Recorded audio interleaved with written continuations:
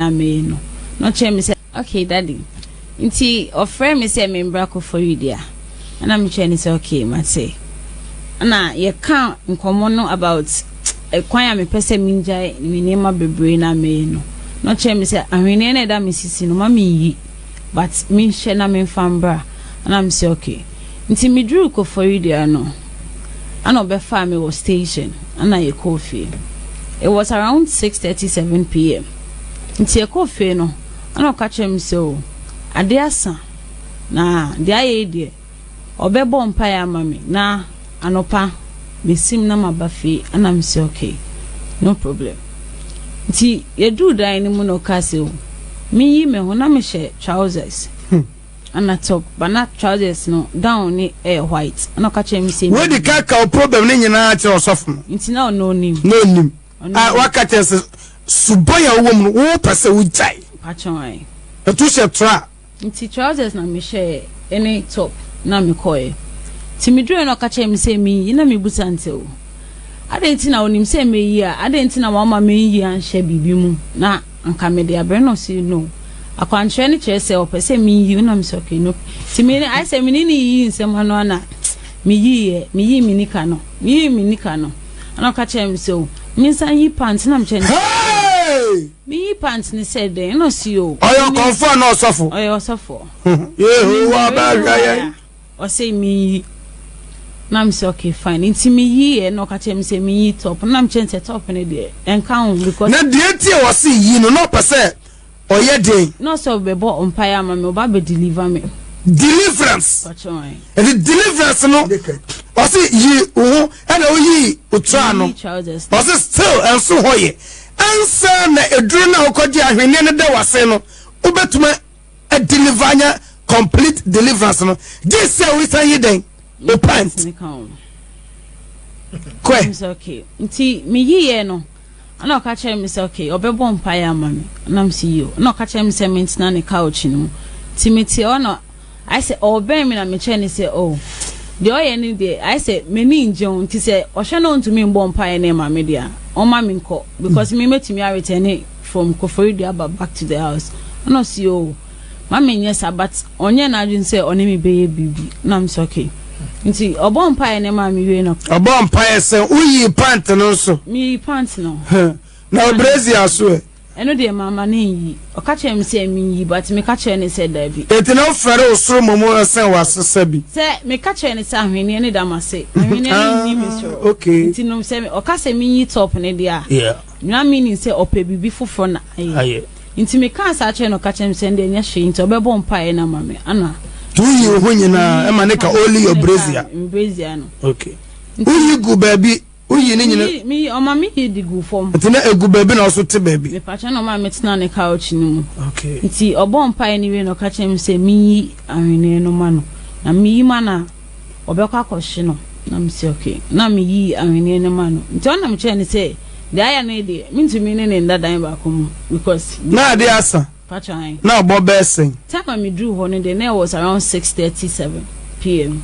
na de na woko enyumra na josa me free if around 3 si me ko drew ho no me twene o junction ho kakransa na oba ono ma ota ma o se fabra wa okache me se me bra no pa but me mfifi anopa okay because ultimate cost of 6 p.m. woni fie na o wale on worry to date on worry minimum but o chere me say on worry to aso nti obo mpa ni we na ofa ahwene no no ka chere me say okay na me to me ka chere ni say si ada de me to me ne ndadan ba ko nti I da say me call back to madam funa me ka say no wo ko for you ono ka say no minim say na girl ni tenti say person me nko de me a me jeje me nko na me say okay and they say sadia I da say me pe hotel na makwakoda no say nde onu be fi edan ni mu na madaho for say oni me nye bibi na me magine di nti no and I'm so okay nti that night no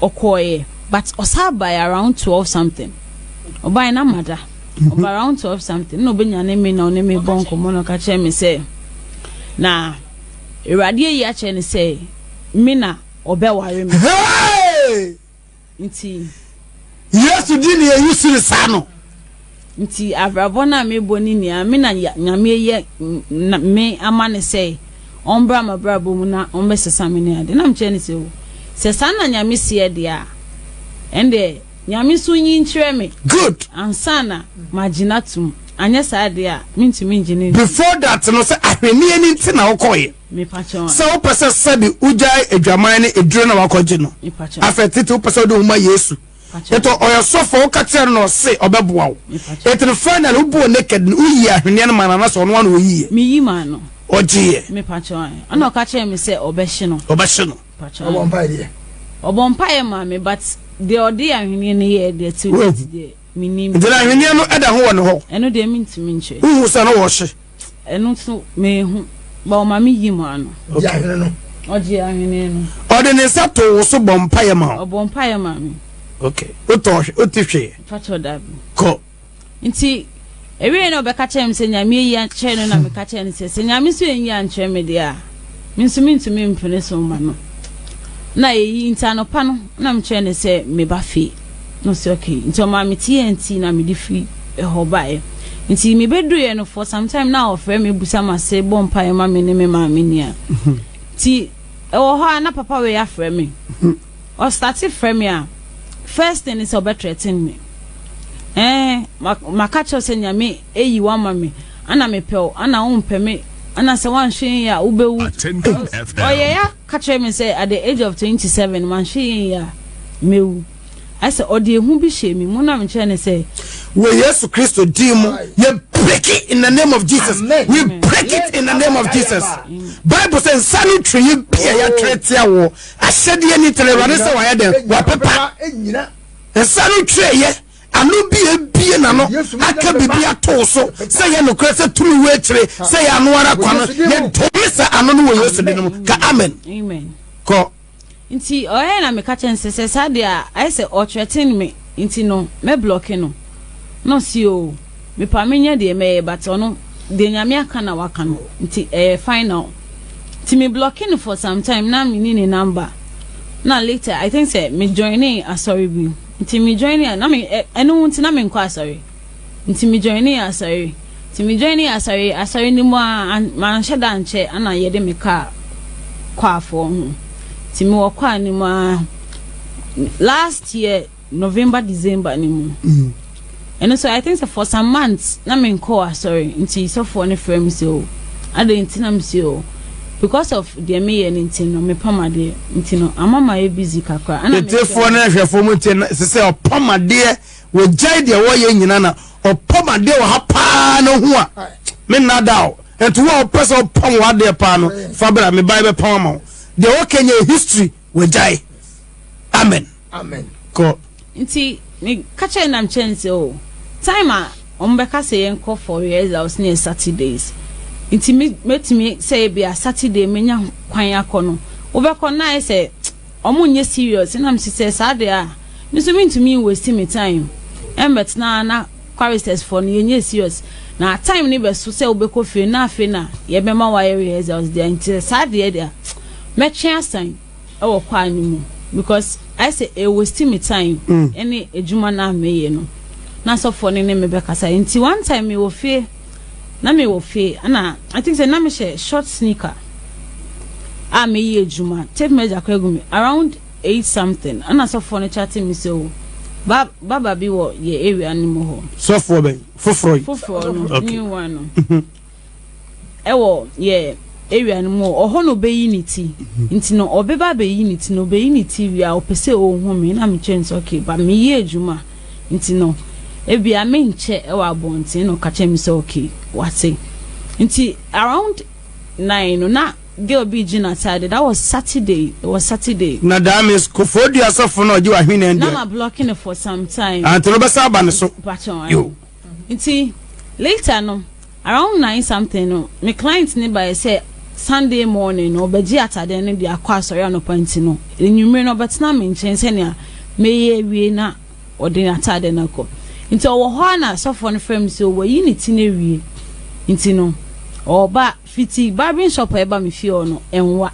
just a walking distance enwa nti otu ni kana mchen so dia ye de mean to me hu no ba bia me hu na me ba be chia ne keke because nipa ne temi nti ono ka che me se me nka nche nipa ne se o ni sofo aban to pamacho na anopa tututu na wa be fa na tade na mka che nipa no si okay girl no de owo area ni mu ho a ewa nti me ka che no si okay ende se sade a anopa no obeba nti atade na ehye me no na top ni sleeveless na me si o mintimi fa sa ehu so for ntimi share we be good so long sleeves be egu nika ne so na me share chalote ba me pe socks pant na me share socks ni chalote no na me de call so for nika ne ntimi tena mu no si o na you say on to ade na bo be sen it was around 10 okay 10 p.m. oh no case brother time no ba me fie onu ba wo fie say obeyi ni ti se barber shop e ben obenye wo fie enye me fie nti onu etu ka ne ba me fie oyi ni ti wie ye me patro e no tu ka ba wo fie 10 p.m. me patro ko nti obefa metina ka ne mu no ana si o obeyi ni ti wie no so o ko fie nti no ni yiri ka ka chen se onto bread and bread no onu no oto ne bread wo osu I'm so okay fine but ono she dressing there me dey kona enye fine no si o ye nko baby a just me kwa kuja no na wato bread no dia man you I'm so okay fine ti me te car ni mu ana me so me pe me phone me nti ono driving na me phone ti later no o start to say o to front and echiri pacho na me te ni nchen ya na o sele hu go osofo anim ho pacho ai kwe nti na I say later no ono car say o ade nti na yem kasa about my life and all that because we who nyama bebre afa me ho or your prophet we who nyama bebre afa me ho but oh hwe a me a bad girl nam chance o ai nti ono po busa me say asori mu no me ni obi trimp na nam si o da bi but me wo indam fofo e wo ho no si o on peso be hu say me ni be ma bi agina asori ho e bon komo nam busa say o papa mpacho de nti no si o a very jealous type to kai no na musan so you jealous sen because se o kasa you jealous e bia na on me twempna ana e bia hu se me no bi foforo gina ho a be kasa o you jealous na me ni uni hweye so how come you are jealous no see you neni jime ho nti no hey say me penis to say me any girlfriend dia say anytime bia me ask bia any amount of money me country no or the be mami also for say na okay me patron e da wen po de hwe mo boka se waya ade kakra me kasa de waya no eye we do anfa akwantra ne bibia anye den ambata onyeyo ah okay so chance ka se prof who bribi okay what's ata o bedi ama no bone ono se na me hunu se ena urade se wo da wakamba yo kwe sister nti ona metina aka ni mu no yakono ana yesi bishop eko tema station kwans bishop there is a beach I think say Osikan or something ewo ho ana call ho ye park ho na mo say ahanyosu no see you like opposite on having some sea breeze I'm so okay fine so busame places are metaiko and I'm so at first no I used to go to the beach and I like club the major but for now the beach in the club ni ti okone yesasa no we jai see the major club in matobodu ni yes bodo bi na so for pato ye nam kwan so ayeko nti ye kwa no ye do beach na no am see from Africa and na so for see free baby ote oloke kan I was thinking say ye ko beach na no afei wa obejina menim no e wa fem ho yes oba be kisi me hey oh papa nti e ho na me e ya mo frem asosofo baba de bia meka papa odi papa ne ye pepa ma no papa odi na de to aso didi so u friend papa no re friend osofo ai osofo no hu di gira bia rade de na gina ko nti oye say obekisim na msi o high beach ano I don't do certain things open places nti no that be no see he just giving me a peg on the lip and I'm so patch that be nti oye no and I'm say okay fine and I call beach na no it's the final on my peg on my peg no my phone I didn't like it into a cotton beach na no and but no every right if you don't like it yeah I told him I didn't like it and no cause of man even the peg before you don't want it but now I say sorry ni munia no meaning and kasa one-on-one da. So this is the first time. It was the first time. So now I said na me ferry no. And I didn't understand what was going on. In Tiakotna Beach. At that age you didn't understand. No, I know what his intentions were. Yes. But now I say meaning kasa on one-on-one, it was only the first time we were talking in a car and all of a sudden the behavior so time I take an mukra wife friend no change say oh wa be shia ni nipa ba kom e wo barbering shop am on na ebon community obe check akra okay it that was when I hu say no papa ni twantro enye ho na ye wo osofu no twantro nti ade nti na obe kan sa kire na ye no nti yakotena beach na no I was chatting with a friend and I met her and said this is what is going on now nti at that moment no before that day I think say a week before sawe na besino na ko for you their pastor no unblocking no it's na meaning ba on chatting me for so many way na me blocking on chatting me that Saturday no and I started say on so send me met the da ukotra yourself for car mo amuke Saturday it was a Saturday they Sunday abo dwaman we a oko preach me patcho ai am akwanchire yesu am akwanchire say ye free beach na no akọ na I say your wife name money pressure na time be na obefie na ofede o ka say o yen ko nti minim say yen ko no ye go back to the house no say na brodo ni mo nyantoy nti and this sad ya ye ko osu no nti it was around almost 11 near 2 car no so the speed and they call there is this filling station be nti e drew filling station osu no okay ano yi envelope oyi envelope na yati envelope na no this kind man say there is some ice cream joint bi wo nti me nko order de me pay ano no so okoto okoye some shopping bi nti no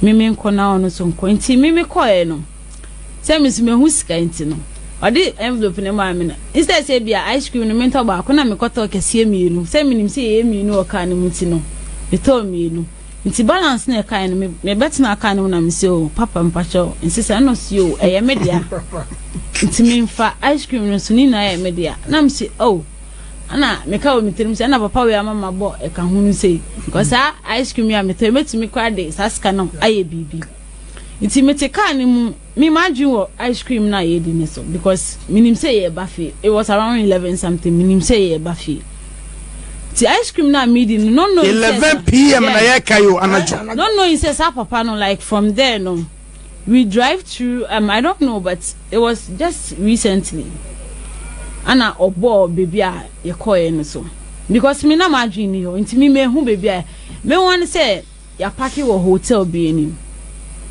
ti minim say bi a oni obi ko bon komo ana say bibi so I was in the car ana ka che me say me see form no mommy nose mask so mommy nose mask no so share nose mask but from what me I saw me say e hono omunim no okay because onye dru ye no nipa na obebie pon no ebo ni din ana chia no obo ni so sofo simesi obo ni din ni diba on fa sofo nka ho on fa sofo nka ah me kula akwa bia ono so o sofo and ko illuminati for say omo mu ano no omo yesikadru man and ono no fra illuminati ni pan say my lord na illuminati ni pan say friend say baby a pastor so no o Mr. so what so for to say oh check it and I from my lord no from my lord na illuminati na friend say Mr. Gwen mas and to do hotel ho no ye boni di amfa ni di title pastor na kan amfa kan ana ye call reception so nti akotena ho no afi na me busa me say from osu ye free beach eko osu na ha de ye den wa ha ana see o me train na me hu say minim say ye ba hotel na me say minim say o business meeting because we were not talking about we coming to a hotel and all that nti no e ha de ye be den wa ha no see I mean 20 or my guy in his car. I think it was 200 cities a bomb back home. I don't catch any say on for balance no. Now boy any could be a dying man.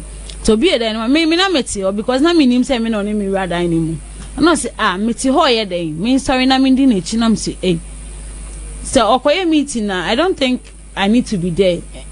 No so only be any okay. Only be any meeting. Me and only me meeting no.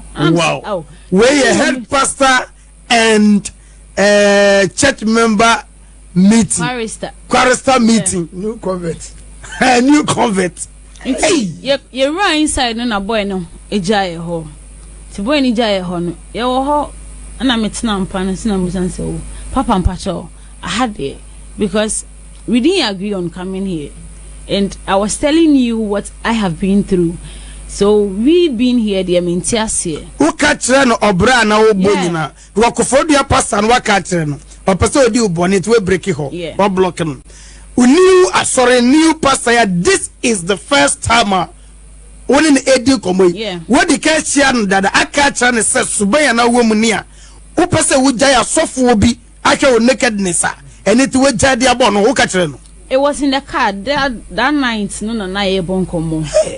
Because me that type me come who call nipa mu be minimum pa it's no ya kasare na ye ba hotel na fe me ntiase e ho na apa ni yi na tade I don't see me yi ma tade na me say you top na down ni hu ni oyi ni hu naked no ka chem say me yi me ho e ka ne pant no oyi ni hu ni he was naked nyame ni ba yes no ka chem say me yi me ho no oyi ni hu nyina na gina so ananada he was ready to shoot into Kabe. Hey! You do what they say. I don't see you. I don't catch any. And what saved me was, now I'm in my menses. Now I'm trying to say me, I don't do certain things in my menses because so far back when I'm blocking a catch him say a covenant. Also can say who menses. Yes, I mean menses. Muna me need obi having sex. It's a covenant. Into me catch and say. From what I know, I can't have sex in my menses. I know catch him say nye hope na yetoku eda me ho. And I'm say how? Did you mean it? Oh yes. So for the day. Nye hope na yetoku eda me ho. And I'm say toku ne mu de away. And catch him say say me menses wo me ma yeah sebi. Me ada we no me anus no e kwan da ho na me chen se me kwasa obi na no ka anus because tokura down nipa ho ano ehwinim asom e tire ho de on pe o se ope anus see all na me ka chen se da bi me nye nti we were struggling and lucky for me me say ni kana na shem na e tight nti ora into me ro nti na me na e pray ho e ho no yi ye this small person knife ano yi ye no catch him say me nim baby amene ne wo na me say ai yeah na embo mi hu ene de waye no say ai and they say sadia so kumi de to had they say so bi ehu ti ho na me bo shake say oh okay nti agye e wo utrima ye de bani so kai no na me catch him say oh really oh this one phone now to record no it happened like a sudden because no I have some of the messages meaning no like or sending mommy I replied to him threat no it's man recording no but that the funny thing was I was making a call na me ye call it's call no. That was when on your payment anyway. No, na many ni panic kasaka and he said this is what was happening. Answer will you admit?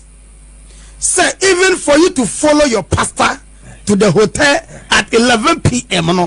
Why nyadi? Yes, me manyadi because ana me no what I didn't know say na yeko because now we make attempt severally.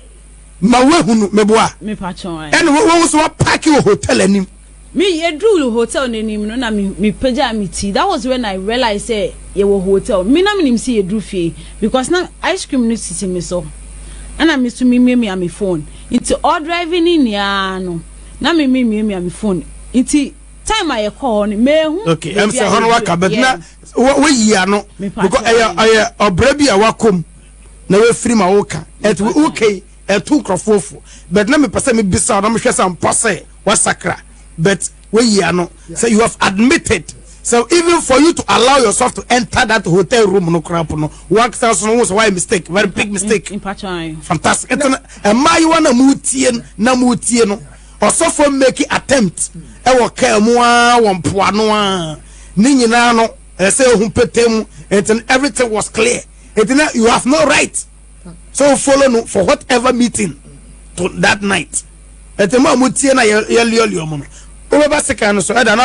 And then my one so being soja, Wakasa or Software, Yamini Body Nechi, the ferry, or men Casada. It's no wood, Cabasa would tell with ya. Now some come with my Now so been as I cry, Menka day, Wakadia 7 Nechi, between yet Yabia, oh, sir. Why, if you are just second you. But sister be Baha of a Kufodia Dosso. Ah, yes, Shannon come. I was sorry, damn, was say, Bema, we men were on you. Papa, man, worry, sister, on your also bought commissioning us soon. I do the some quasi commission where the more fine time is sabi.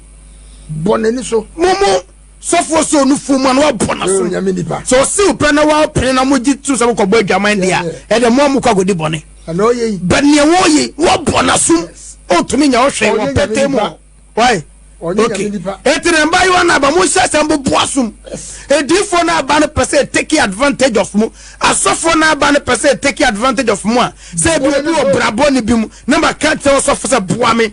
Na me free mo, ma me quotation, ma me afutuo, hihye mpaabo ma me. Na person take advantage bonasum. Sister what? Onye nya me nipa. Awo wani ya de ubetuma abo. No, don't touch my anointing. I'm anointing. So you have every right to touch that fake anointing, okay? By way of giving that fake pastor a very heavy what? Thank you. And to you second. Into you second. No catch me say the choice is mine. I that's obema me mema wafa metum. And I say me de manu ebema ne ho aba. Na me try say okay fine. Me to de me nye bida. What's the two options near there? Yeah, either say Obama because Sabi now when him was saying, oh, messes more. He wanted a proof. Into me, you the train and say unfair. So he saw it say it was true. A person was just impossible, sir. Me patron. And of course, one who you train. Into me, you the train no who say yes, it is true. No catch him saying necessary. I have only two options: either my anus or my mouth. And I'm saying okay, fine. The only thing I can do no. Me anus there, me nye bida. Intinende says Sadia, I'll do that for him so that we can. So we never find Orano. Me patron. You. So that I can go home. No, say okay. Inti. Me no na like ne ho buy no catch him say me ni spend catch him say no de on no de own to me in country me de me ti me call bathroom na me call wash like me no mu ni bibi ana me chen say why de obey area we should go. Say Drew ask him home. Inti yetna kan mu na ye kofi na ono say the way na why na me hu ye mebufu pa na ka chem say o the esine there I shouldn't tell anybody and onim say I'm a smart girl and I'm very matured. Inti no say me ba sorry I should pretend say like the way Obianim say me nene fine, I should pretend that way, and he's going to take very good care of me. I don't need his money. It is a sad yeah. Mate. See, yeah, Casanum, none wife no so far, for catch and wife no so. It's enough for about 12 no. Yeah, because struggling alone. You fear around 12, 15, 12, 20. Where sexual harassment. Annie. See, Muslimu fast. Akobesi was straight to police station. Mebwa. But Jessica was a threat to sexual harassment. The yiri kasa mi kramote. Ofu no so. Ko. Nti ye ko na o kasa na o pese menye ne girlfriend to bo other ladies. No. I was sorry mo. I was sorry mo. Na me hu say me akasa na the reason why an aquarist is for ni serious and say omo behavior be there is no respect. Ewo onmuni. Sa sorry no Accra ha. Ewo Sakaman. Sakaman. Asoro kese. Enye too big, but enyimba enkofo won be 100. Oh, nkofo, but ni suban tin nkofo bebre age I sorry no. Ai. Asoro bi sane die. Because from what I know no, na omodo so. But ebe reduce here. Sakaman. Ye bonya me pasa soro nya enwu. Wo yesu die mo. Bonya me mpai. Yes. Se wadi nyi wo ntama. Na se soro nya na enwu. We soro na ye chaf. We jatafo. Yes. Kasra bonsam. Enye tia. Efre urade a ebegina. Efre bonsam ebegu. Enye ye ni ebegu no. Be urade na be de obegu no. Be na so hunu nkru. Osofo a wo wi. Choristers, any members. Womra Yesu katre Peter say wo domi a hwemenyan wa kasa renyan no bon pete be gane difo abade Yesu nyan no mo we ai Ewrade ho yambo du be ma se num obi ba num ye be ba ho ne ya hwe sade odi hwe wenum no sade etie how you were able to contain it period edie how you suffered or even as whether you enjoyed it. Not what betraying. So pathetic. America phone your Facebook to say. E ye bufo. O se de o sofo ba ko ne ye nto na just on kwasori bio. Ai, me ko we so ahwe de we so say. Sa na e koso bebre bi. E na ye to preach sa. O be preach sa ye so asofo abade. We mu e de obia de efafra. O be preach sa ye so asofo abade. Nya be twena so hunu nko. Me pacho I think 104.7 obi edime.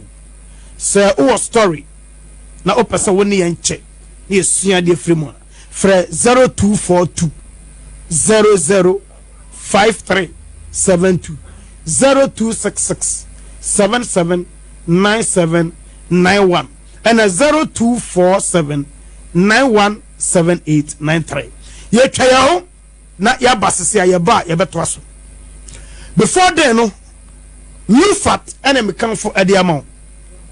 Everyone in malaria edru. He was denying baby. Inti enam papa things on na dan for bi wo ho.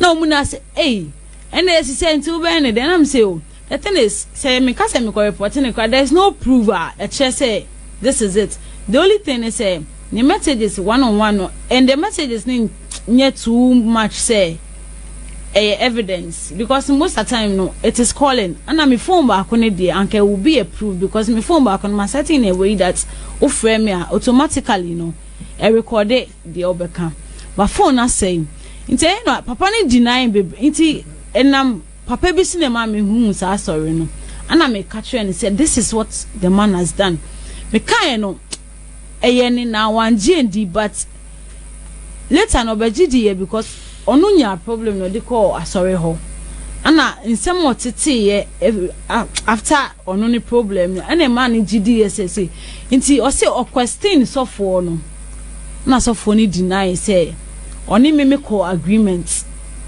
ana me pene agreement no so you hear wow eteko yimre free ho that will be the evidence according to police station. San Obeka so pen up nay. One for so and chichira fan to hotel ho. One of the open ground. Yes. Yes. Anti papa nam chen say, I don't know ni me say me trantro. Obusam nam chen say me ne koye. And yes me deny say me ne anko. Me ne koye. And even way but say there's a proof say time my Gina beach na nanko for bi wo ho. They even saw what was going on. I quite said they now and he was forcing me to do things I didn't want to do. But Sisiano, ebia na nipa na omuhu ye no. Onimo. But you and Kasa hotel, did you enjoy it? I didn't do. I didn't enjoy. And Emma, afena sorry no.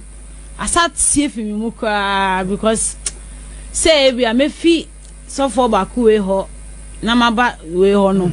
Thinking say oh at least I feel somehow secured in the church and all that. Oh, mommy, so one pastor woman, and she has always been calling me. So, baby, na me sorry, na my mini busami the reason why me sorry.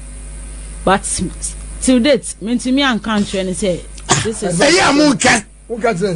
ade na muntuminka lady ni eni nuaba they also can then lady ni and me because the way only ladies no mutie wa sorry no I don't know because in money nia I don't know finally sir album suffer ni wiesen nti yeah like that time na me do fe no ana akofori dia pastor no so frame me ka chem say me maso ye din yo ana me say man en fa ne home ba because at that moment no I wasn't in a good mood nti be obema makase ya no ti man en fa ne home ba ana me frɛ madam for being am chance say no ka chem say o one ne so for be bo ehun komo na tishi na me say okay nti that Sunday morning no ana guy na 9 na me ne kasa no ka chem say o on jindi no ka chem say me go back to the church na me hu say papa no o yes sure say ade na o ye no wenu ne ho ana wenu no so that Sunday I went to the church and funny enough also for my me share me kan chem say me hu ya aye feda but that Sunday also for my me share me no ka chem say ene ho aye fe pa na me say hey thank you na me kotna ase nti me kotna ase no so for ni preaching no as you say onim de esi nti na ne ho ye me wanwa after sorry no nam catching say so papa no say dam oye bibia papa say bibiansi sa no wote ohun mi wan kasa me hu otwifa me hu a whole lot of things and I was like was this the man I met yesterday night because I don't believe say sorry no ni asesa na ade nti a point no man train cry na me fa me bag na me call ye nti me come me do fe no send me message you are going to show. I think I have some of the messages on right now. My messenger. Okay. And even that was just Sunday way, and I was sending me a message say I don't know whom you are. Sorry, sir, because or catch him so permit to me. Who's our son was Sakaman? You really have a friend. Go to me ring your in your sir. What bonus to know our friend you? So I'm not said your son. Oh, what I say? Oh, and you have been a Bob and Crofano. Oh, boy, man, no, I don't go ahead.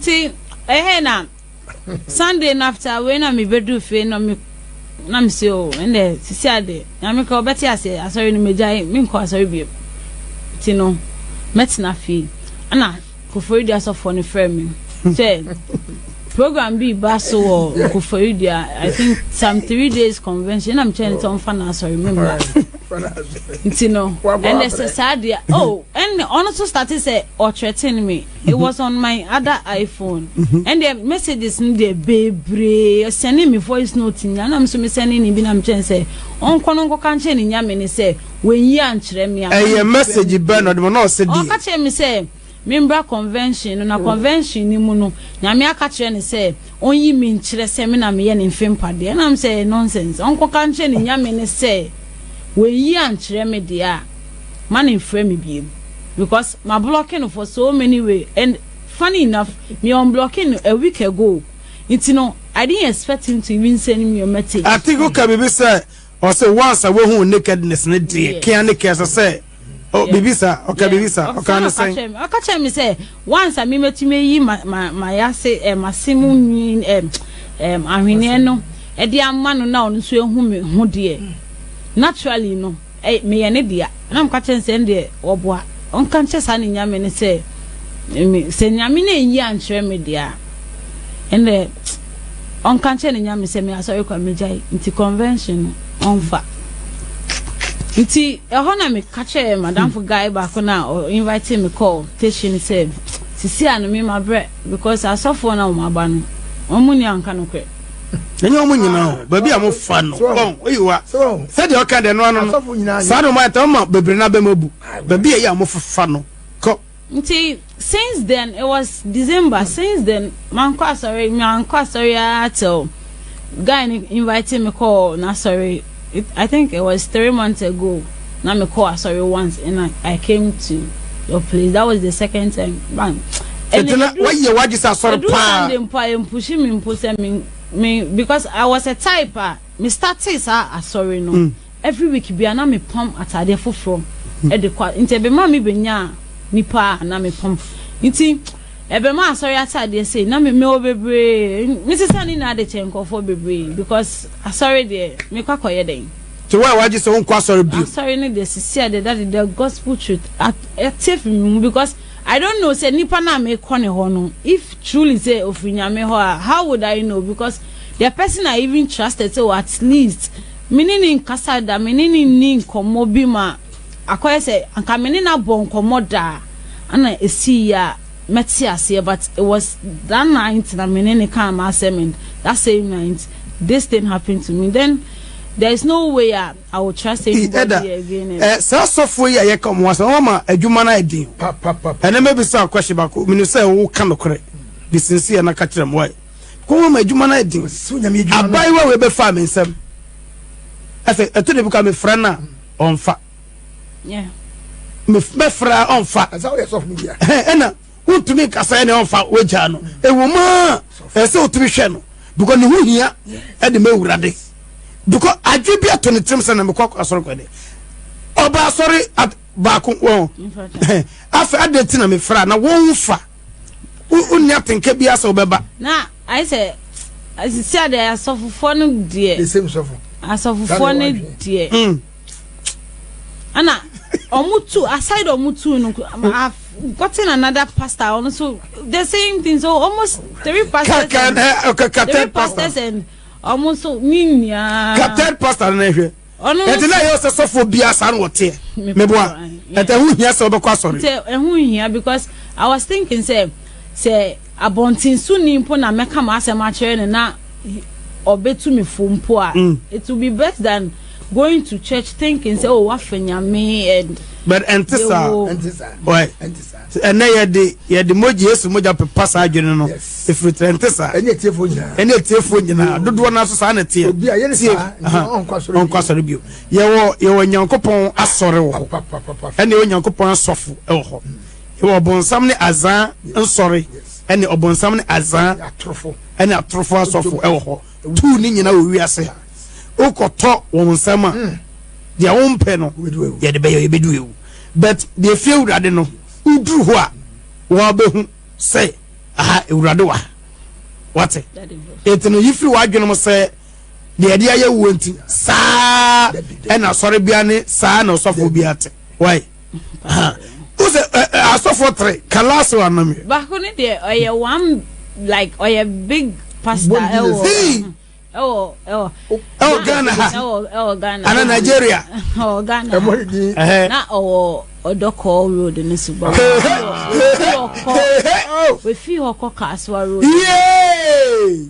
Kaswa road in ono na me ma me sunti ne ma me di hu sa sofo we are no my ono na me ma me till date from odoko to Kaswa road e be ban eyo no, me mama nya stroke and to that like I was stroke mu and me nana pe obi a me nana ye obi a ye ko ha matise so for you good ye ko ha oni so ni me mama chinchin ya na me che ni se o oni na chin dodo anka ono ne dia no obeyi point na wo na pie ye be say point na nyina ta minute outcome no ebe ye bibi anka ye be ye bibi nti it was one time no see o so for ni say opese ohun me na msina se sofo no oni me ana me ma me mba nso no enye me pe na me ma me mba me ma me man me na me last born me ma me wo 8 but se akatewi me na me last born nti se okaso be so ohun me dia na no si o sofo ne se an we hu bibia fa me hu nti opese me ne me ma me enka won na ye mbra na me say okay and then me call nti ye call ye the call sorry on first day ana before that na kasa no na nyamimi eba no nyamisro a like I can feel say nyamisro kakra o mi nti say unye man of God I will see it nti ye call asori that day no I didn't feel okay I felt na me home family bi nti me pie ko gina abonten but na me nim the reason why na me felesa na me sabet na se nti asori da ni mu na me kan mu say oh say so for way to me share na me ma me hu ton dia me de me hu bebo afore e wa sorry ho as in I will help him and I will do certain things for him I will serve him. See, that was what I said in me.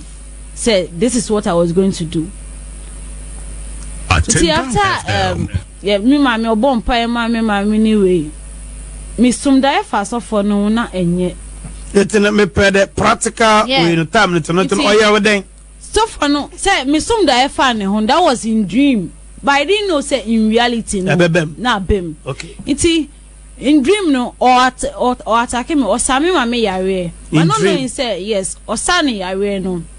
After yare net no yare for bebre esa ba here. That was when I attacked him in church. Yeah. Na preachy. But me drew a sorry no. It was like people being go for bebre wo. But me drew no pajanity none ni I saw red. I said jata. And I attacked him in church.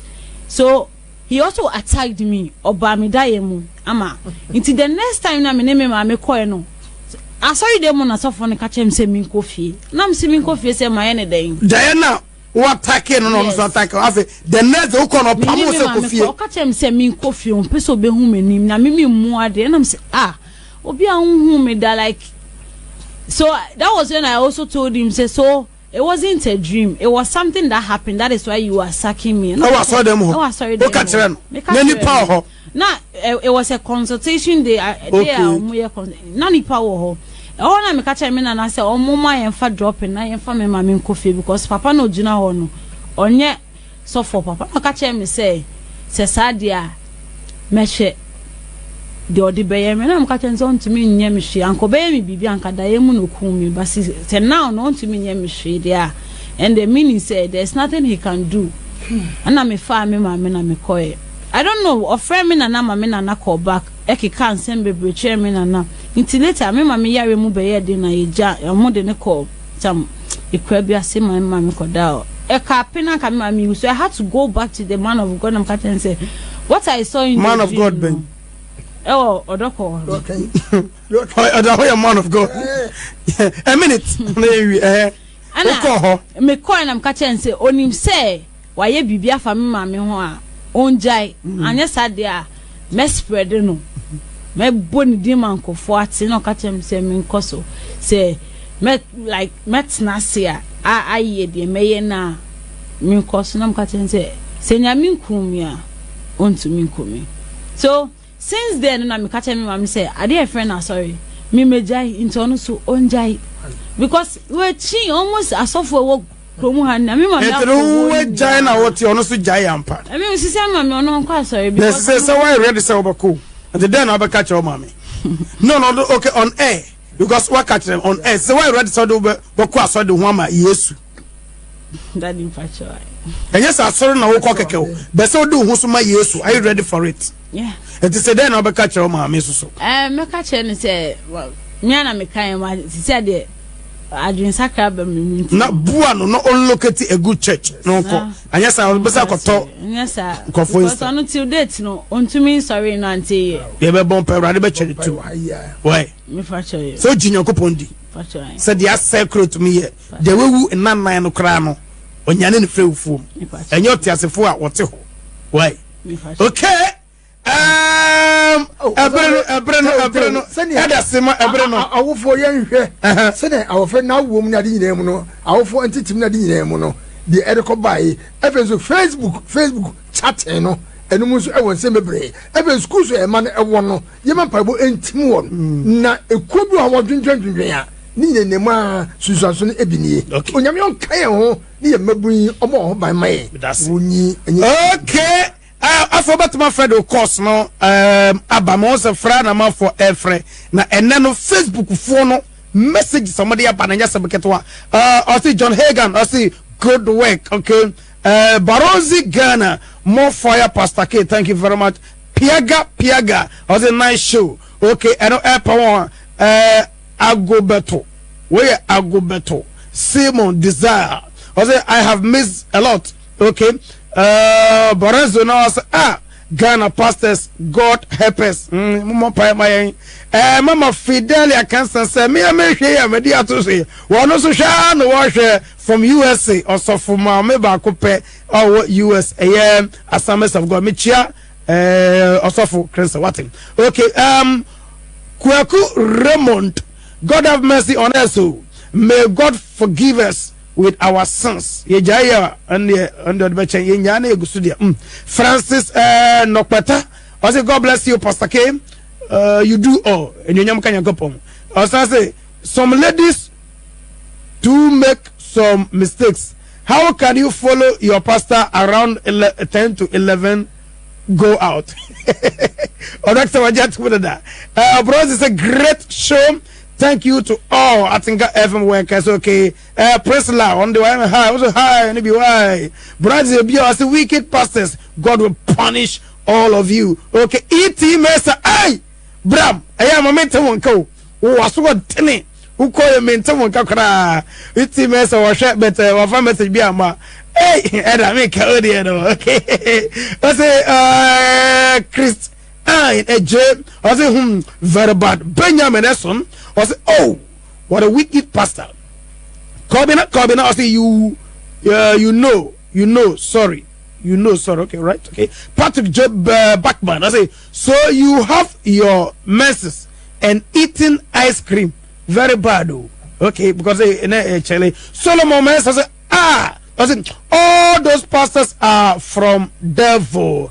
Kofi, good job. I think 104.7. I keep creating awareness. Kofi, Mike Kofi Gaddafi. With the Ghana from Gaddafi. Okay. I said this lady has really gone through hell, but I can assure her that Jehovah is in charge. Everything will be fine. She should just focus on Christ Jesus and remain in the Christian faith. So okay. And anaya odia hinkai masa, you lie. You lie. Are you the only one pastors they see? Okay, Obia China Francis Takwata be assassin. It is not anything. All Ghana ladies and girls want a miracle. Okay, be to so be mo dia repeat wa mo ho, be mo dia repeat no. Okay, Anto Michael also good work. Kaiser, okay, good work. In her Maba Louisa, so seriously and wicked. Okay, David Ameuga, good work. Muhammad Awar, good morning. I think I'm watching you live from Dina Zungu. Okay, and Kwa Ligua. As an aunt, you sure you were something to suppress the pastors? Okay, Freedom Ghana, good work. Felix Nana Kweku. Asamo, God should descend with, oh, okay, I'm off for the Abba. Achambasa. Okay, man, can he has a good work? It's I feel that the neighbors are like the woman. How can you like the woman? Okay, last one, Nana Sam. In all things, it is well. Okay, you can prep, you know. I am time and far, thanking Cantanana said to me, King. Hello, beautiful. Pastor K, you Pastor Martin, Bompa more than Pastor K. Yeah, I'm going to tell you, First Peter 5:8, or see, be sober, be vigilant, for your adversary, the devil, roaming up and down, looking someone to devour. I will say again, or you're sober, but or you're vigilant. If you see, or see lack of knowledge, you will 4:6. Knowledge, will be out one come of a sofa. Or do I could not catch of a sofa? Was I grab your could not hotel? When we say what could you keep? Still wouldn't my dear no quite wouldn't it? And then open one cook. And crepa, software and crepa, and tell me the same be some question now. What do we say we know? But other Lady Saka, yes, you're there. Obiad me. We did a bell free. I put Mama Catino. Yeah, Mamma, 30 seconds. Asake. Yeah, you better say, or say a radical for show and bra, as a for Bonnie or Mubu Kroma, or Mudi Yama Bonnie, or say young for a young put on a bottom, a radical yard, Bonnie and Fat to a Mutu. No more dice and for Sadina Muyan, bring a minute. Okay, you made us say, hey, a pataker, maybe I just when you. Well, you're very much of